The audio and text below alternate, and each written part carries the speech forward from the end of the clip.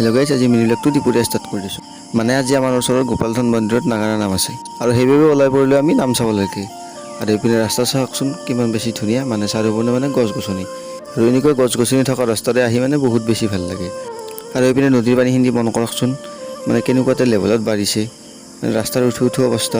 আৰু কিছু সময় এনেকুৱা অহাৰ পিছতে আমি পাই গ'লোঁ গোপালথান মন্দিৰ আৰু ইয়াতে চলি আছে নাগাৰা নাম। কিন্তু মই আপোনালোকক নাগাৰাৰ নাম দেখাব নোৱাৰিম, যিহেতু মই মিনি ব্লগ বনাই আছোঁ। নাগাৰা নাম চাবলৈ হ'লে আপোনালোকে মোৰ দীঘল ভিডিঅ'টো চাব লাগিব, তাত মানে বনাইছোঁ ধুনীয়াকৈ। আৰু এতিয়া অলপ খোজকাঢ়ি ফুৰিবলৈ আহিছোঁ ৰ'বক। আৰু এটা ধুনীয়া ঠাইত বহিছোঁ, মানে ইয়াতে বহুত বেছি ভাল লাগে, মানে ধুনীয়া বতাহ আহি আছে। আৰু এইপিনে চলি আছে ভোগ বনোৱা কাৰ্যসূচী, আৰু কিছু সময় বহাৰ পিছতে হৈ গ'ল ভোগ বিতৰণ। তো প্ৰথমতে ভোগটো খাই লওঁ ৰ'বক। আৰু ভোগ চোগ খাই ধুনীয়াকৈ আহিলোঁ ঘৰত, আৰু আহি পাওঁতে প্ৰায় গধূলি হ'ল। আৰু এতিয়া অলপ ওলাই আহিছোঁ ৰ'বক কালপাৰৰ পৰা, মানে যিহেতু গধূলি হৈছে, ঘৰত নহয় কি কৰি থাকিম।